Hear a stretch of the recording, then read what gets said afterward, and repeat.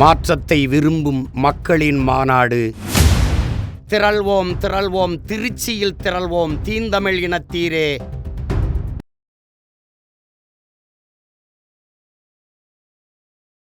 ஒடுக்கப்பட்ட மக்களாக வன்னியர் இருக்காங்க, எங்களுக்கு ஒரு பிரதிநிதித்துவம் நீங்கள் கொடுக்கணும் அப்படின்னு சொல்லி அன்றைக்கு இருந்த காங்கிரஸினுடைய தலைமை, அகில இந்திய தலைமையிட்ட ஒரு கோரிக்கை வைக்கிறார். அப்போ சிறு வயது அவர். அப்போ அந்த வயதில் ஒரு ஆல் இண்டியா பார்ட்டியை எதிர்த்து ஒரு குரல் கொடுக்குறாரு. அந்த குரலுக்கு சரியான செவிசாய்க்கவில்லை.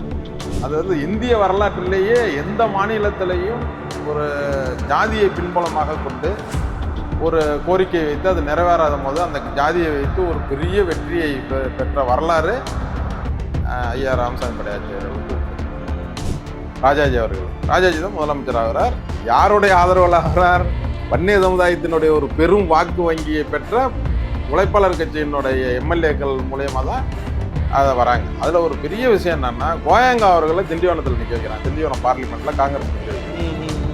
அங்கே ஒரு வேட்பாளரை உழைப்பாளர் கட்சி சார்பாக நிற்க வைத்து இந்தியாவிலேயே மிகப்பெரிய ஓட்டு வித்தியாசத்தில் ஜெயிக்க வைக்கிறார். தோக்கடிச்சு. அவருடைய சிந்தனையில் பாருங்க, ரிசர்வ் தொகுதி அல்லாத ஒரு தொகுதியில் தலித்தை நிற்க வச்சு வெற்றி பெற வைக்கிறார் எம்எல்ஏவா. அப்போ எவ்வளோ பெரிய ஒரு நல்லிணக்கம் வேணும் பாருங்க, அந்த சமூக நல்லிணக்கம். இதில் பிற்படுத்தப்பட்ட மக்களுக்கு தமிழ்நாட்டில் இருக்குல்ல, அதுக்கு பிள்ளையார் சொல்லி போட்டதே அவர் அமைச்சராக வந்த காலத்தில் தான். அதனால் நான் உன்னை தூக்கி மேலே வச்சுக்கிறேன் தோல்ல, இந்த உயரம் உனக்கு எவ்வளோ தூரம் தெரியுதோ அது வரைக்கும் நம்மளுடைய நிலங்கள் தான் அப்படின்னு சொல்கிறேன், நிலங்கள் தான் சொல்கிறாரு. அப்போ எவ்வளோ பெரிய வசதியான குடும்பத்தில் பிறந்தவர்ன்றதை எண்ணிப்பாரு. அப்போ பல ஏக்கர் நிலங்களை அரசுக்கு தானமாக கொடுத்துருக்கு. ஓகே, இப்போ ஒரு உதாரணத்துக்கு சொல்கிற மாதிரி, இப்போ சமீபத்தில் கடலூர் பஸ் ஸ்டாண்ட் இருக்க, சரி, அந்த பஸ் ஸ்டாண்டை சுற்றி இருக்கிற ஒரு அதிகமான இடம் இவங்களோட இடம். இன்னைக்கு அவருடைய வாரிசுகள் இப்போ இருக்காங்க.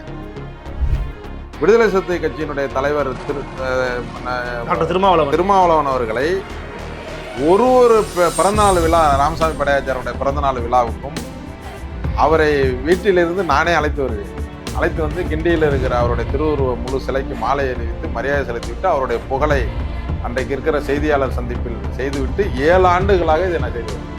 2009 கலைஞர் அவர்களிடம் வன்னியர்களுடைய சொத்துக்கள் தமிழகம் முழுவதும் 2 லட்சம் கோடிக்கு மேல இருக்கு. 2 லட்சம் கோடிக்கு மேல தமிழ்நாடு முழுக்க. சென்னையை சுத்தியே கிட்டத்தட்ட ஒரு 1 லட்சம் கோடிக்கு உள்ள சொத்துக்கள் இருக்கு.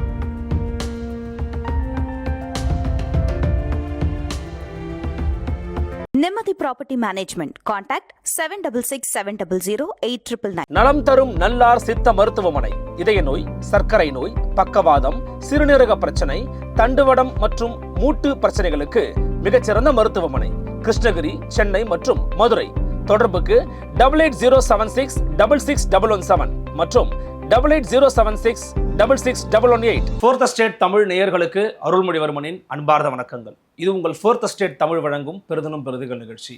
இன்றைக்கு நம்முடைய பெருதினும் பெருதுகள் நிகழ்ச்சியினுடைய சிறப்பு விருந்தினராக இணைந்திருக்கிறார் புதிய உழைப்பாளர் கட்சியினுடைய நிறுவன தலைவர் மரியாதைக்குரிய திருவாரூர் காந்தி அவர்கள். அவரோடு நாம் ராமசாமி படையாச்சியார் அவர்களை குறித்த பல நினைவுகளை பற்றியும் அவருடைய வாழ்க்கையில் நடந்த சுவாரஸ்யமான நிகழ்வுகள் மற்றும் அரசியல் செயல்பாடுகளை குறித்தும் பேசவிருக்கிறோம். வாருங்கள், அவரோடு இன்றைய நிகழ்வுகளை பகிர்ந்து கொள்ளலாம். வணக்கம். வணக்கம். எப்படி இருக்கீங்க? நல்லா இருக்கு. மிக்க மகிழ்ச்சி உங்களை சந்திக்கிறதுல. ஏன்னா ஒரு புதிய உழைப்பாளர் கட்சி அப்படின்னு சொன்னதும் தமிழ்நாடு உழைப்பாளர் கட்சி அப்படிங்கிறது நினைவுக்கு வராமல் இருக்க முடியாது. அந்த அடிப்படையில் அவருடைய பல கள செயல்பாடுகளை தொடர்ச்சியாக பல இடங்களில் பதிவு செய்து வரக்கூடிய ஒரு நபராக நான் உங்களை பார்க்குறேன். முதல்ல திருவாரூர் காந்தி அவர்களை பற்றிய ஒரு அறிமுகத்தை சொல்லிட்டு அதன் பிறகு நம்ம ராமசாமி படையாச்சிரையை பற்றி போகலாம்னு நினைக்கிறேன். எதனால் புதிய உழைப்பாளர் கட்சி அப்படின்னு தோற்றுக்குன்னு நினச்சிங்க நீங்கள்? 1952 காலத்தில் முதல் சுதந்திரம் அடைந்த பிறகு நடக்கிற முதல் தேர்தல். அந்த தேர்தலில் காங்கிரஸ் என்ற பேரியக்கத்தை இந்தியாவில் எந்த மூலையிலையும் எதிர்த்து ஓட்டு கேட்க முடியாது. ஏன்னா அவங்க அப்போ தான் சுதந்திரம் வாங்கி கொடுத்துருக்காங்க, அவங்க ஆட்சி அமைச்சிருக்காங்க. அந்த ஆட்சியில் முதல் நடக்கிற மக்களால் தேர்ந்தெடுக்கப்படக்கூடிய ஒரு அரசை தேர்ந்தெடுக்கணுன்றதுக்காக 52 தேர்தல் வருது. அந்த தேர்தலில் அவர்களை என்ன சொல்லி நீங்கள் எதிர்த்து ஓட்டு கேட்க முடியும்? ஒண்ணுமே ஒன்றுமே பேச முடியாது. அந்த மாதிரியான சூழ்நிலை 52. அதனால தான் அவங்க இந்தியா பூரா ஜெயிச்சாங்க, எல்லா இடத்துலையும் ஜெயிச்சுட்டு வந்தாங்க. ஆனால் தமிழ்நாட்டில் வந்து என்ன ஆயிடுச்சுன்னா, மரியாதைக்குரிய ராமசாமி படையாச்சார் அவர்கள் ஒடுக்கப்பட்ட மக்களாக வன்னியர் இருக்காங்க, எங்களுக்கு ஒரு பிரதிநிதித்துவம் நீங்கள் கொடுக்கணும் அப்படின்னு சொல்லி அன்றைக்கு இருந்த காங்கிரஸினுடைய தலைமை, அகில இந்திய தலைமையிட்ட ஒரு கோரிக்கை வைக்கிறார். அப்போ சிறு வயது அவர். அப்போ அந்த வயதில் ஒரு ஆல் இண்டியா பார்ட்டியை வந்து எதிர்த்து ஒரு ஒரு குரல் கொடுக்குறாரு. அந்த குரலுக்கு வந்து சரியான செவி சாய்க்கவில்லை. அப்போ அவருக்கு வந்து ஒரு ஒரு மன ரீதியான ஒரு கோபம் வருது. ஏன் இந்த ஒடுக்கப்பட்ட மக்களுக்காக வந்து ஒரு ஒரு ஒரு தொகுதியை ஒதுக்கி தரங்கன்னும் போது அது முடியாதுன்னு சொல்கிறாங்க அப்படின்னு சொல்லிட்டு, அவங்க இயற்கையாகவே ஒரு வசதியான குடும்பம், அதனால் தேர்தலை நம்ம செலவுலேயே பார்த்துக்குவோம் அப்படின்னு சொல்லிட்டு இந்த அவர் ஆரம்பித்த கட்சியை தான் நான் மறு உருவமாக புதியன்னு சேர்த்து புதிய உழைப்பாளர் கட்சின்னு வச்சுருக்கேன். அன்றைக்கு உழைப்பாளர் கட்சின்றதை ஆரம்பித்து தமிழ்நாட்டில் கேண்டிடேட்டை போடுறாரு காங்கிரஸ் எதிர்த்து. அந்த காலத்தில் காங்கிரஸ் எதிர்த்து அப்போ 18 எம்எல்ஏக்கள் 4 எம்பி ஜெயிக்கிறாங்க. எவ்வளவு பெரிய ஒரு உண்மையிலே பெரிய விஷயம். இன்னைக்கு யோசிச்சு பார்த்தா பிரமிப்பா இருக்கு நமக்கு. ஆமா, அது வந்து இந்திய வரலாற்றிலேயே எந்த மாநிலத்திலையும் ஒரு ஜாதியை பின்புலமாக கொண்டு ஒரு கோரிக்கை வைத்து அது நிறைவேறாத போது அந்த ஜாதியை வைத்து ஒரு பெரிய வெற்றியை பெற்ற வரலாறு ஐயா ராமசாமி படையாச்சாரியர்களுக்கு உண்டு. அவர் வன்னியர்கள் மட்டுமல்லாது எல்லா சமுதாயத்தினோடையும் ஒரு இணக்கமான உறவு கொண்டிருந்தார். அதனாலதான் பாத்தீங்கன்னா அவருக்கு வந்து மாற்று சமுதாயத்தை சேர்ந்த வாக்குகளும் அவருக்கு அள்ளி கொடுத்தாங்க. அப்ப காங்கிரஸ் ஆட்சி அமைக்க முடியாம போயிட்டு 52ல் ஆட்சி அமைக்க முடியல. ரொம்ப ரொம்ப ரொம்ப நாள் யாரை கொண்டு வர்றதுன்னும் போது அப்ப ராஜாஜி அவர்கள், நேரு அவர்கள்லாம் பேசி காங்கிரஸ் இன்னைக்கு மறுபடியும் நம்ம ஒரு இடைத்தேர்தலை சந்திச்சோம்னா பொருளாதாரம் இப்போதான் நம்ம சுதந்திரம் வாங்கியிருக்கோம், இப்போ ஒரு நாடு வந்து பொருளாதாரத்தில் ரொம்ப இதாக இருக்குது, அதனால் நீங்கள் அதை வந்து காங்கிரஸுக்கு வந்து என்ன உங்களுக்கு கோரிக்கைன்னு சொல்லுங்கள், நீங்களே இருந்து உங்கள் மக்களுக்காக ஆட்சியில் இருந்தே நீங்கள் செய்யுங்கன்னு கோரிக்கை வைக்கும்போது, நான் ஆட்சியிலலாம் வரல, நான் வேணால் வெளியிலேருந்து உங்களுக்கு ஆதரவு கொடுக்குறேன்னா 52லேருந்து 54 வரைக்கும் வெளியிலிருந்து ஆதரவு கொடுக்குறாரு ராஜாஜி அவர்களுக்கு. ராஜாஜி தான் முதலமைச்சர் ஆகிறார். யாருடைய ஆதரவில் ஆகிறார்? வன்னிய சமுதாயத்தினுடைய ஒரு பெரும் வாக்கு வங்கியை பெற்ற உழைப்பாளர் கட்சியினுடைய எம்எல்ஏக்கள் மூலயமா தான் அதை வராங்க. அதில் ஒரு பெரிய விஷயம் என்னன்னா, கோயங்கா அவர்களை திண்டிவனத்தில் நிற்க வைக்கிறாங்க. திண்டிவனம் பார்லிமெண்ட்ல காங்கிரஸ் நிற்க வைக்குது. அங்கே ஒரு வேட்பாளரை உழைப்பாளர் கட்சி சார்பாக நிற்க வைத்து இந்தியாவிலேயே மிகப்பெரிய ஓட்டு வித்தியாசத்தில் ஜெயிக்க வைக்கிறார். கோயங்காவே தோக்கடிச்சு. அப்படியாப்பட்ட வரலாற்றுக்கு சொந்தக்காரர் படையாச்சார். அதனாலதான் நான் அவருடைய மறைவுக்கு பிறகு அன்றைக்கு முதலமைச்சராக இருந்த அம்மையார் ஜெயலலிதா அவர்கள் அவருடைய பெயரில் விழுப்புரம் ராமசாமி படையாச்சார் மாவட்டத்தையே அறிவித்தார். அந்த வரலாறுலாம் உண்டு. அப்படி கலைஞர் அவர்கள் இங்கே கிண்டியில் அவருடைய திருவுருவ சிலையை, முழு உருவ சிலையை நிறுவி அழகு பார்த்தார். அன்றைக்கு முதலமைச்சராக இருந்த மரியாதைக்குரிய கலைஞர் அவர்கள் செஞ்சார். அப்புறம் வந்த அரசாங்கம், அதிமுக அரசாங்கம் கூட எடப்பாடி அவர்கள் முதலமைச்சராக இருக்கும்போது சட்டமன்றத்தில் அவருடைய திருவுருவ படத்தை திறந்து வைத்தார். அவருக்காக மிகப்பெரிய பாராட்டு விழாவை நான் எங்களுடைய தலைமையில் அவருக்கு சென்னையில் நடத்தினோம் முதலமைச்சருக்காக. அந்த இதையும் உங்களுக்கு அனுப்புகிறேன், நீங்கள் சேர்த்தே போடலாம். அப்படி வரலாற்றுக்கு சொந்தக்காரர்.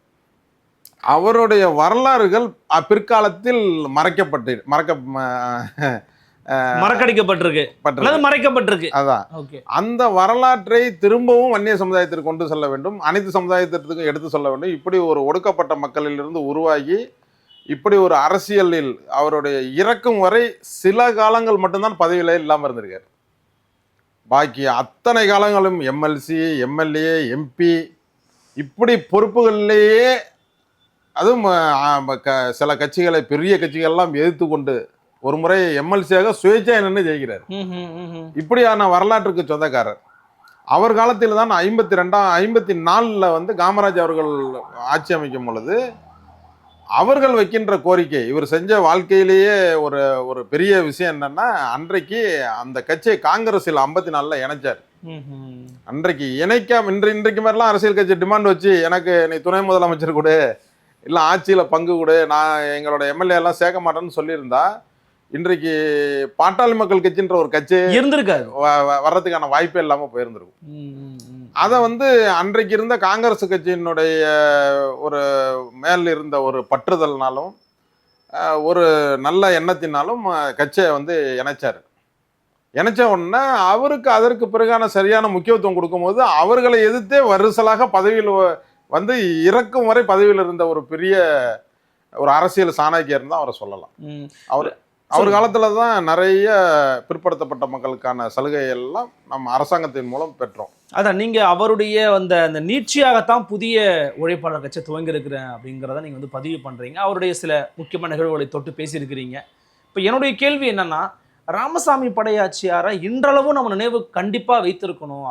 அவருடைய நினைவுகளையும் அவருடைய சம்பவங்களையும் நம்ம அடுத்த தலைமுறை கடத்தணும் அப்படின்னா, உங்களை மனம் கவர்ந்தால் அதை நீங்க மறக்கவே கூடாதுன்னு நினைக்கக்கூடிய ஒரு வரலாற்று சம்பவம் எதுன்னு நீங்க சொல்லுவீங்க? அதாவது ராமசாமி படையாச்சியார் அவர்கள்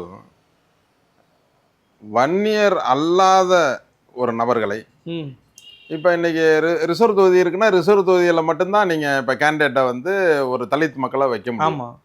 ரிசர்வ் தொகுதி இல்லாத இடத்துல ஒரு தலித் வேட்பாளரை நிற்க வச்சு வெற்றி வாய்ப்பை கொண்டு வரணுன்றது சிந்தனையில் யாருக்குமே இல்லை. இன்றைய வரைக்கும் பாருங்க, இன்னைக்கு வரைக்கும் அதை உங்களால அரசியல் ரீதியா பண்ண முடியல. ஆராசா கொண்டு போய் நீலகிரி தான் நிப்பாட்டுறாங்க.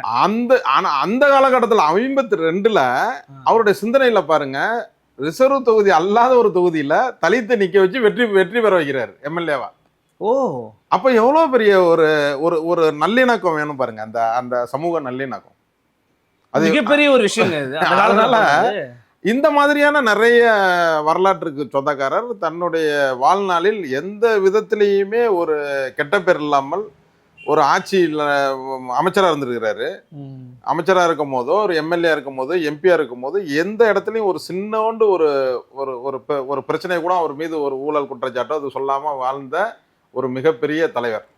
இப்போ நீங்கள் ஒரு ஒரு ஒரு ராமசாமி படையாச்சார் அப்படின்னு அந்த ஜாதி பின்னாடி வர்றதோட இருக்கிறாரு. ஒரு பேர் இருக்கு. அந்த பேருக்கு ஒரு மாவட்டத்தை வைக்கும் போது வேற்று சமுதாயத்துல இருந்து ஒரு எதிர்ப்பு வரணும்ல. ஜெயலலிதா மேயர் அப்போ முதலமைச்சராக இருக்கும்போது அவரோட நினைவா விழுப்புரம் மாவட்டத்துக்கு வைக்கிறாங்க. அப்போ வேறு சமுதாயத்து மேல இணக்கமா இல்லைன்னு வச்சுங்க, என்ன அது நீங்க படையாச்சார்னு வச்சிருப்பீங்க, அதுக்கு கீழே நாங்க அந்த மாவட்டத்துல பண்ணணுமான்னு ஒரு எதிர்ப்பு வரணும்ல. அந்த எதிர்ப்பே வரலன்னா பாருங்க, ஏன்னா அவர் நல்லிணக்கத்தோட பழகி இருக்கிறார். அவ எல்லாம் அப்ப என்னன்னா அந்த எல்லா சமுதாயத்தினோடும் ஒரு நல்லிணக்கம் இருந்ததுனாலதான் அன்றைக்கு எதிர்ப்பே இல்லாம எல்லா சமுதாயத்தை சேர்ந்தவர்களும் ஒத்துக்கிறாங்க. இன்றைக்கு காலகட்டத்தில் அவருடைய திருவுருவ படத்தை இப்ப சட்டமன்றத்துக்குள்ள நிறுவுறாங்க. அப்ப ஏதாவது ஒரு கட்சி எம்எல்ஏ கூட அதுக்கு எதிர்ப்பு தெரிவிக்கல. எல்லாரும் சமூக நல்லிணக்கத்தோட அதை ஆதரிக்கிறாங்க. அப்ப அந்த மாதிரி ஒரு தலைவரை சொல்லுங்க பார்ப்போம். ஜாதி ரீதியாக உருவாகி ஜாதியே பட்டத்தையே தன்னுடைய பேரோட வச்சிருக்கிற ஒரு தலைவரை மீதி சமுதாயத்தை அரவணைத்து போகக்கூடிய ஒரு இது யாரையாவது ஒரு ஆளை சொல்லுங்க பார்ப்போம். அதனாலதான் அவர் மீது எனக்கு ஒரு பற்றுதல். அதனால அவருடைய நிறைய விஷயங்கள் மறைக்கப்படுகிறது. அதை வெளியே கொண்டு வரணுன்ற நோக்கம். அதே மாதிரி ஒரு நல்லிணக்கம் வரணும். எல்லா சமுதாயத்தோடையும் வன்னியர்கள் ஒரு நல்லிணக்கத்தோட இருக்கணுன்றதையும் நோக்கமாக கொண்டு தான் நாங்கள் இதில் பயணம் பண்ணுறோம். இன்னொரு முக்கியமான ஒரு விஷயம், அதாவது பார்த்தீங்கன்னா ஒரு ராஜாஜி அவர்களுடைய காலகட்டத்தில் ராஜாஜியோட அவருக்கு இருந்த நெருக்கம். ஏன்னா நீங்கள் சொன்ன மாதிரி அந்த தருணத்தை மிஸ் பண்ணியிருந்தாங்கன்னா என்ன நடந்திருக்கலாம்.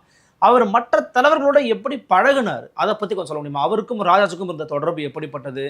ஐயா கருணாநிதி அவர்கள் எப்படி அந்த காலகட்டத்தில் பார்த்தாங்க, அவர் எப்படி ஐயாவை பார்த்தாங்கன்ற பற்றி சில நினைவுகள். இப்போ ராஜாஜி அவர்கள் அவர் ஆல் இண்டியா லீடர். அப்போ 52ல் பார்த்தீங்கன்னா ராஜாஜி ஒரு மாநிலத்தினுடைய லீடர் கிடையாது, அகில இந்திய அளவில் ஒரு பெரிய லீடர். அப்போ ஒரு நெருக்கடியான காலகட்டம் யாரை எம்எல்ஏ யாரை முதலமைச்சர் ஆக்குறான்னு ஒரு இக்கட்டான நிலைமை வரும் பொழுது ராஜாஜியே நீங்கள் முதலமைச்சரானா நான் ஆதரிக்கிறேன் அப்படின்னு சொல்லி அன்றைக்கு ஒரு ஒரு முதலமைச்சராக அவரை உட்கார வச்ச பெருமை. ஒரு அகில இந்திய லீடர் ஒரு மாநிலத்தை முதலமைச்சராக வர்றது விரும்ப மாட்டாங்க. ஆனால் அன்றைக்கு படையாச்சார் அவர்களுடைய கோரிக்கையை அவர் நிராகரிக்காம நேரு அவர்களும் படையாச்சார் தான் சொல்றாரு, நீங்க தமிழ்நாட்டில் கொஞ்சம் பாலிடிக்ஸ் பண்ணுங்க, நம்ம கட்சி அங்கே ரொம்ப வீக்காக தானே இருக்குது, இப்போயே நம்ம ஆட்சி அமைக்க இந்தியா பூரா ஆட்சி அமைச்சிட்டோம், நம்ம அங்கே ஆட்சி அமைக்க முடியலையே, ஒரு தொங்கு சட்டமன்றத்தை நம்ம உருவாக்கிட்டோமே, அதனால நீங்கள் கொஞ்சம் இணக்கமாக அந்த சமுதாயத்தோடையும் அந்த கட்சியோடையும் இணக்கமாக இருந்து நீங்கள் ஆட்சியை நடத்துங்க அப்படின்னாரு. சில காரணத்தினால உங்களுக்கு தெரியும் 54க்கு மேலே அவர் ஆட்சியை தொடர முடியல. அதற்கு பிறகு காமராஜர் அவர்கள் வருகிறார் முதலமைச்சராக. அப்போ காமராஜர் அவர்கள் என்ன சொல்கிறாருன்னா, இவர் வந்து நாளைக்கு வெளியில இருந்து ஆதரவு கொடுக்குறாரு, ஒரு சமயம் நான் ஆட்சி அமைச்ச உடனே அந்த ஆதரவு வாபஸ் ஆகிட்டா கவர்மெண்ட்டுக்கு ரொம்ப இதாகிடும், அதனால கட்சியில் சேருவதற்கான வாய்ப்பை கொடுங்க, நான் நல்லாட்சி தானே கொடுத்துட்ருக்கேன், ஊழல் இல்லாத ஆட்சி தான் கொடுக்குறோம், நம்ம வந்து நல்லா தான் பண்ணுறோம், அவங்களே இருந்து மந்திரி சபையில இருந்து இந்த கூட்டாட்சியை இதை செய்யட்டும் அப்படின்னு சொன்னதன் விளைவு, அதை ஒத்துக்கொண்ட விளைவு. அன்றைக்கு ஒத்துக்கொள்ளாமல் இருந்தால் வேற, நான் மந்திரி சபையில் வரேன் ஆனால் வெளியில இருந்து தான் நாங்கள் எங்கள் பார்ட்டின்றது தனி, உங்களோட நாங்கள் சேர மாட்டோம்னு சொல்லியிருந்தால் இன்றைக்கு வரைக்கும் அந்த கட்சி ஒரு பெரிய இயக்கமாக, பாமக விட பெரிய பலம் பொருந்திய இயக்கமாக இருந்திருக்கும். மேபி தமிழ்நாட்டில் ஒரு ஆளுங்கட்சியா எதிர்கட்சியா கூட மிகப்பெரிய அதான் நிர்ணயிக்கக்கூடிய ஆட்சியை நிர்ணயிக்கக்கூடிய சக்தியில இருந்து ஏற்கனவே இருந்திருக்காங்கல்ல இண்டிபெண்டா. நீங்க ஒரு கட்சியோட கூட்டணி வச்சு பாமகலாம் பாத்தீங்கன்னா இண்டிபெண்டா ஒரு ஒரு ஒரு பெரிய எம்எல்ஏக்களை பெற்று ஆட்சி அமைக்க காரணம் எங்களுக்கு வேணும்ன்றதை இன்னை வரைக்கும் கொண்டு வர முடியல. இன்னொரு கட்சியோட ஆதரவுல இருந்து 20 எம்எல்ஏ ஜெயிப்பாங்க, 18 எம்எல்ஏ ஜெயிப்பாங்க, அப்படி இன்னொரு கட்சியோட இருந்து தான் ஜெயிக்க முடியுது. அவ்வளவு இண்டிபெண்டா ஒரு 4 எம்எல்ஏக்கு மேல ஜெயிக்க முடியல. ஆனா அவர் அந்த காலத்திலேயே 18 4 எம்பின்றது எவ்வளவு பெரிய விஷயம். அந்த காலத்துல 4 எம்பி ஜெயிக்கிறார். குறிப்பா ஐயாவோட பார்வை இடஒதுக்கீட்டின் மீதாக எப்படி இருந்துன்னு தெரிஞ்சுக்கலாமா? ஆனா அவர் இடஒதுக்கீடு தொடர்பாகவும் பல முக்கியமான யோசனை. இடஒதுக்கீடு இன்றைக்கு அரசாங்கத்துல பிற்படுத்தப்பட்ட மக்களுக்கு தமிழ்நாட்டுல இருக்குல்ல, அதுக்கு வந்து பிள்ளையார் சொல்லி போட்டதே அவர் அமைச்சராக வந்த காலத்துல தான். அதனால அதை பின்தொடர்ந்து தான் இன்றைக்கு வரைக்கும் நம்மளுக்கு அந்த உரிமைகள் கிடைச்சிட்டு இருக்கு. அப்போ 80 காலகட்டங்களில் வந்து டாக்டர் ஐயா அவர்கள் வந்து வன்னியர் சங்கத்தை ஆரம்பித்து கையில் எடுத்துகிட்டு வரும்போது என்ன சொல்கிறாருன்னா, அவர் ஒரு இயக்கத்தில் போயிட்டார், படையாச்சர் இப்போ உயிரோடு தான் இருக்கார்.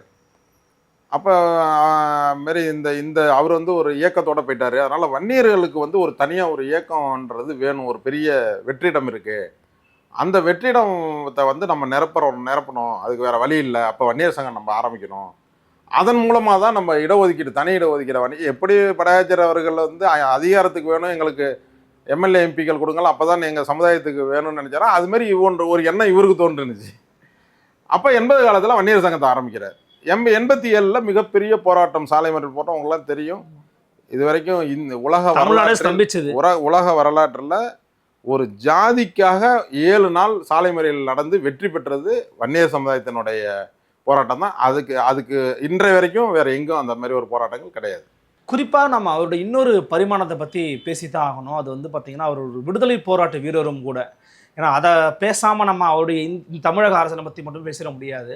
அவருக்கு அந்த விடுதலை போராட்ட குணம் அப்படிங்கிறது எப்படிப்பட்டதாக இருந்துச்சு, அதில் அவர் எப்படி வந்து ஒரு தீர்க்கமான ஒரு மனிதனாக திகழ்ந்தார்? அவர் ரொம்ப இளமை பருவம், அந்த இளமை பருவ காலத்தில் அவர் வந்து விடுதலை போராட்டத்திற்காக மிகப்பெரிய அளவில் அன்றைக்கு கடலூர் மாவட்டங்கள் எல்லாம் பங்கு பெற்று அதன் மூலம் அந்த இந்திய விடுதலைக்கு வந்து மிகப்பெரிய பங்காற்றியதில் தமிழ்நாட்டில் அவருடைய பங்கு உண்டு. அதனால தான் அவருக்கு வந்து நீங்கள் சட்டமன்றத்தில் வந்து இவர் ஒரு அரசியல் கட்சி ஆரம்பித்தார், ஒரு சமுதாய நல்லிணக்கத்துக்காகன்றதுக்காக வைக்கலை, முக்கியமாக இந்த நாட்டினுடைய விடுதலைக்காக பாடுபட்ட முக்கிய தலைவர்களில் தமிழ்நாட்டில் அவரும் ஒருவர் அப்படின்ற காரணத்தினால தான் சட்டமன்றத்தில் வச்சதனுடைய வரலாறு வந்து அவர் அந்த விடுதலை போராட்டத்தை வந்து முன்னெடுத்து நடத்தினதால தான். அதுக்கு பிறகு இந்தியா சுதந்திரம் வாங்கின பிறகு உடனே அந்த ரொம்ப பின்தங்கிய இருக்க மக்களுக்காக குரல் கொடுக்குறாரு பாருங்க. ஏன்னா ஒரு பெரிய வசதியான குடும்பத்தில் சேர்ந்தவர், பரம்பரையான ஒரு வசதியான குடும்பத்தை சேர்ந்தவர். அந்த குடும்பத்திலிருந்து ஒருவர் வந்து தன்னுடைய சொத்தை எல்லாம் விற்று ஒரு தேர்தலை சந்திக்க வேண்டும், நம்மளுக்கு சரியான உரிமை கிடைக்கவில்லை என்றால் அவர்களை எதிர்த்து வேலை செய்ய வேண்டும்ன்ற எண்ணம் வந்து யாருக்குமே வராது. நம்ம போய் காங்கிரஸ் கூட இருந்துக்கிட்டு ஒரு எம்பி எம்எல்ஏ ஆகி நம்மளுக்கு இருக்கிற செல்வாக்கில் அவர் பாருங்க சின்ன வயசுலேயே அவருக்கு வயசு என்னன்னு பாருங்க, அப்போ 52. அப்போ எவ்வளோ பெரிய ஒரு தைரியம் வந்திருந்தா அந்த வயசில் வந்து நீங்கள் அதுவும் ஒரு இந்தியாவே ஆண்டு கொண்டு இருக்கிறார்கள், அவர்களை எதிர்த்து சுதந்திரம் வாங்கி கொடுத்தோம், அப்படி ஒரு சூழ்நிலையை உருவாக்கி வந்த வரலாறுலாம் உண்டு. அதனால் எந்த சூழ்நிலையும் பிற்படுத்தப்பட்ட மக்களுக்காக தன்னுடைய போராட்ட குணத்திலேருந்து காம்ப்ரமைஸே ஆகலை, அவர் இறக்குறாங்கவே இல்லை. அதனால தான் அவரை வந்து இன்றைக்கும் போடுறாங்க. கடலூரில் கூட அவருடைய பிறந்த ஊரில் வந்து கிட்டத்தட்ட ஒரு 7-8 கோடி ரூபா செலவில் அரசாங்கம் சார்பாக ஒரு பெரிய மணிமண்டபத்தை கட்டி அதை திறந்துருக்குறாங்க. காரணம் அவருடைய பங்களிப்பு, சமூக பங்களிப்பு. குறிப்பா நீங்க நம்ம வந்து கொஞ்சம் அப்படியே பின்னால இருந்து முன்னாடி போறோம் அப்படிங்கிறதுனால அவருடைய பிறந்த ஊர், அவருடைய மண் வாசனை, அவருடைய குடும்ப பின்னணி, உடன் பிறந்தவர்கள், இதை பற்றி கொஞ்சம் சொல்லுங்களேன். அவருடைய எளிமையான குடும்பமா எப்படி இருக்கு? அதாவது அவர்களுடைய குடும்பத்தினுடைய இதை பார்த்தீங்கன்னா மிகப்பெரிய, இப்போ நீங்கள் இந்த நேரு எல்லாம் சொல்லுவாங்க பான் வித் சில்வர் ஸ்பூன்னுவாங்க. நீங்கள் அவர் வந்து படிச்சுட்டு வந்துட்டாருன்னா எல்லா இடத்துலையும் கார் நிற்கும், எங்கே வேணாலும் போய்க்குவாரு. நேருன்னா நம்ம படிச்சிருப்போம், பார்த்து ஆமா ஆமா ஆமா கதையாகவும் கேட்டிருப்போம் செவி வழியிலையும். அதே மாதிரி குடும்பத்தில் பிறந்தவர் தான் அவர். ஓகே. அதாவது அவருடைய அவர்களுடைய வசதி வாய்ப்பை பற்றி சொல்கிறேன். ஒரு சமயம் சிவசிதம்பரம் அவங்களோட அவங்க அப்பாவை அழைச்சிக்கிட்டு வயல்வெளியில் போயிட்டுருக்காங்க. போயிட்டே இருக்கும்போது இவர் அவங்க அப்பாட்ட கேட்குறாரு, படையாச்சார், எது வரைக்கும்பா நம்மளோட நிலங்கள் இருக்குது அப்படின்னு சொல்லிட்டு. நான் அப்போல்லாம் திறந்த வெளி, ஆமாம், நான் உன்னை வந்து தூக்கி மேலே வச்சுக்கிறேன் தோல்ல, இந்த உயரம் உனக்கு எவ்வளவு தூரம் தெரியுதோ அது வரைக்கும் நம்மளுடைய நிலங்கள் தான் அப்படின்னு சொல்றாரு. நிலங்கள் தான் சொல்றாரு. அப்ப எவ்வளவு பெரிய வசதியான குடும்பத்தில் பிறந்தவர்ன்றத எண்ணி பாருங்க. அதற்கு பிறகு அங்கிருந்து வந்த ஒரு நபர் வந்து ஒரு போராட்ட குணமா வரணும், ஜெயிலுக்கு போக தயாரு ஒரு மக்களுக்காக ஒரு அப்படின்னு தன்னுடைய வசதி வாய்ப்பு, தன்னுடைய குடும்பத்தினுடைய பின்னணி அப்படிலாம் பார்க்காம அதான் ஆச்சரியமா இருக்கு, எல்லாத்தையும் தூக்கி எறிஞ்சிட்டு மக்களுக்கான போராட்டத்துல வந்து நிக்கிறாரு பாருங்க. அது எவ்வளவு பெரிய விஷயம் பாருங்க. அதுக்கு அந்த மக்களுடைய ஆதரவு இருந்திருக்கு பாருங்க, எவ்வளவு பெரிய ஆதரவு அந்த காலத்துல. இப்ப மாதிரி மீடியா கிடையாது. ஒரு ஒரு செய்தியை கொண்டுட்டு போய் இன்னொருத்த சேர்க்கறதுக்கே ஒரு 100 கிலோமீட்டர் போறதுனாவே 2 நாள் ஆகும். அந்த காலத்துல வாகன வசதி கிடையாது. அவங்களுக்கு இருக்கிற அன்றைக்கு இருந்த வாகனங்களை வைத்துக்கொண்டு இவ்வளவு தொகுதிகளை பிரச்சாரம் செய்து இவ்வளவு பெரிய வெற்றி வாய்ப்பு. கோயங்க வந்து அப்பெல்லாம் இந்த சின்ன ஃப்ளைட் இருக்குல்ல, அதை எடுத்துட்டு வந்துட்டு அதுல வந்து இது தூக்கிட்டு போவாராம், நோட்டீஸ். திண்டிவனம் தொகுதியில பார்லிமெண்ட்ல நீங்க வரலாற்றுல பாத்தீங்கன்னா இன்னைக்கு ஆவணங்கள்லாம் இருக்கு. அப்ப அந்த மாதிரி ஒரு பெரிய ஜாம்பவான், இந்திய பணக்காரர்ல ஒரு பெரிய பணக்காரர்.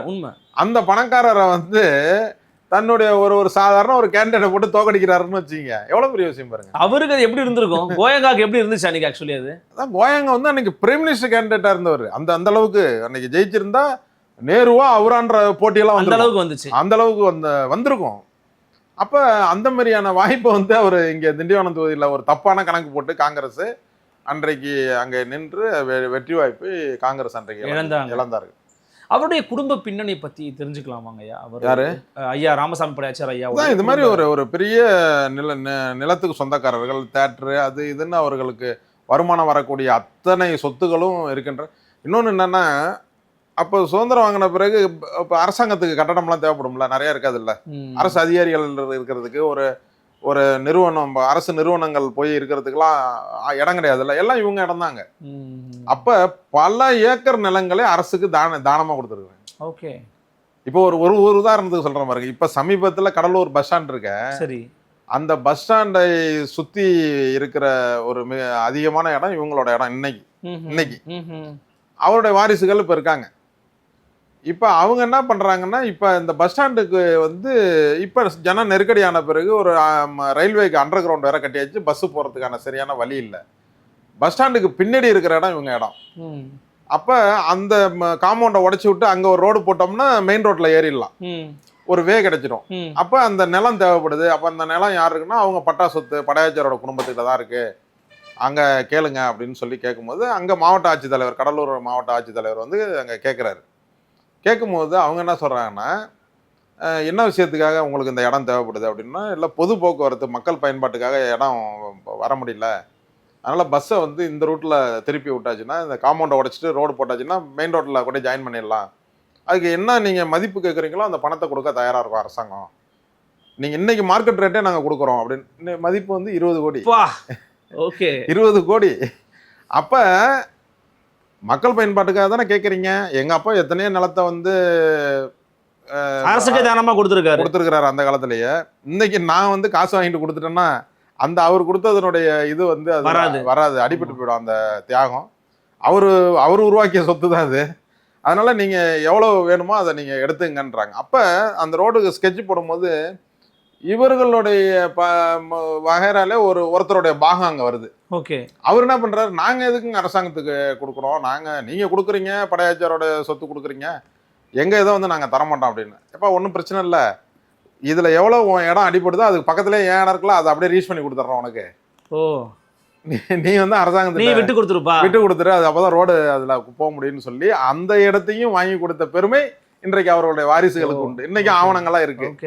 அதை அன்றைக்கு அவருடைய நினைவு மண்டபத்தை திறக்கும் பொழுது அன்றைக்கு முதலமைச்சராக இருந்த எடப்பாடியார் அவர்கள் அங்கே கடலூரில் இந்த நிகழ்ச்சி மையமாக வைத்து அவர் பேசிய உரையும் உங்களுக்கு அனுப்பியிருக்கேன். நீங்கள் இதிலேயே சேர்த்து அவருடைய உடன் பிறந்தவர்களை இன்னைக்கு எங்க இருக்காங்க, அவருடைய ஃபேமிலி மெம்பர்ஸ்லாம் இப்போ இங்க எங்க இருக்காங்க, அவருடைய எப்படி அவர்கள்லாம் அரசியல் விலகிட்டாங்க, அரசியல் பின்புலத்தில் வரவே இல்லை. அவங்க யாரையுமே அவங்க கொண்டு வரல. அவருடைய பையனுங்க மட்டும்தான். அவர் திண்டிவனம் எம்பியா இருந்தார், அவர் பேர் ராம்தாஸ், டாக்டர். அவரும் அதுக்கு பிறகு செஞ்சி எம்எல்ஏ இருந்தார். அவரை மட்டும்தான் அரசியல் கொண்டு வந்தார். பாக்கி அவங்க குடும்பத்தில் யாருமே அரசியல் உள்ள வரல. அவங்க 2 பேர், இவர் மட்டும்தான். அவருக்கு இப்போ 75 வயசாகுது. அவருடைய மகன் வந்து எம்எல்ஏவும் இருந்திருக்கிறாரு, எம்பியாவும் இருந்திருக்கிறாரு. குறிப்பா இதுல இன்னொரு விஷயத்த சொல்லுவாங்க, நீங்க சொன்னதையே நான் இன்னும் கொஞ்சம் ஷார்பன் பண்ணி கேட்க விரும்புறேன். இன்னைக்கு வந்து பாத்தீங்கன்னா தலித் சமூக மக்களுக்கும் வன்னியர் சமூக மக்களுக்கும் இடையில ஒரு கசப்புணர்வு இருப்பதை போன்ற தோற்றத்தை பல இடங்கள்ல பல பேர், நான் யாரையும் குறிப்பிட்டு சொல்லலை, பல பேர் அங்கங்கே உருவாக்க முயற்சி பண்றாங்க. ஆனால் அப்படி இல்லை. அவர் எப்படி பண்ணியிருக்கிறாருங்கிறத நீங்க சொல்லும் போதே இப்போ நம்மளால உணர்ந்து கொள்ள முடிகிறது. ஒருவேளை அவர் இன்னும் இருந்திருந்தாருன்னா இன்னும் இந்த சொசைட்டி எப்படி மாறி இருக்கும்னு நீங்க நினைக்கிறீங்க? இப்போ ஒரு உதாரணத்துக்கு பாருங்க, நீங்க ஒரு சமூக ஒற்றுமை வரணும்னா ஒரு அம்பேத்கர் சிலையை போய் ஒரு வன்னியர் சமுதாயத்தை சேர்ந்தவர்கள் திறக்கிறாருன்னு வச்சுங்க, பெருமை, அதில் மாற்றுகிறது. ஆனால் தலித் சமுதாயத்தை சேர்ந்த ஒரு தலைவரை, பொதுவான தலைவர், எல்லா சமுதாயத்துக்கும் தலித் சமுதாயமாக இருந்தாலும் எல்லா சமுதாயத்துக்குமான தலைவர் ஒருத்தர் உருவாயிருப்பார்ல, அவரை கொண்டு வந்து ராமசாமி படையாச்சாரோடைய சிலை திறக்க வைக்கிறது தான் ஒரு பெருமை. அப்படி ஒரு நல்லிணக்கத்தை படையாச்சியாருடைய வழியிலே நான் 7 ஆண்டுகளாக, 7 ஆண்டுக்கு முன்பு இருந்து விடுதலை சிறுத்தை கட்சியினுடைய தலைவர்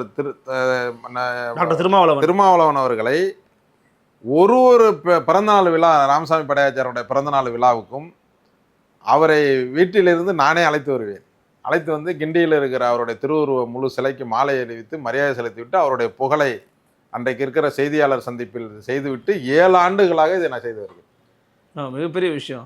நீங்கள் அண்ணல் அம்பேத்கருக்கு நான் போய் அவருடைய பிறந்த நாளில் மரியாதை செலுத்துவது அது ஒரு பெரிய பெருமை. அதை விட பெருமை எதுன்னா ஒரு சமூக நல்லிணக்கம். எங்க சமுதாயத்தை சேர்ந்த தலைவருக்கும் அவர் வந்து மரியாதை செலுத்த வேண்டும் என்பதுதான் ஒரு சமூக நல்லிணக்கம். இது தமிழகத்தில் யாருமே இதை முன்னெடுக்கவில்லை. முதலாக நான் தான் முன்னெடுத்தேன். அது இன்று வரை நீடிக்கிறது 7 ஆண்டுகளாக. இது ரொம்ப பெரிய விஷயம். அதில் நீங்கள் முன்னெடுக்கிறதும் ரொம்ப முக்கியமான விஷயம். நான் திருமாவளவர்கள் வந்து தொடர்ச்சியாக அதை வந்து வராருங்கிறது ஒரு நல்ல விஷயம்.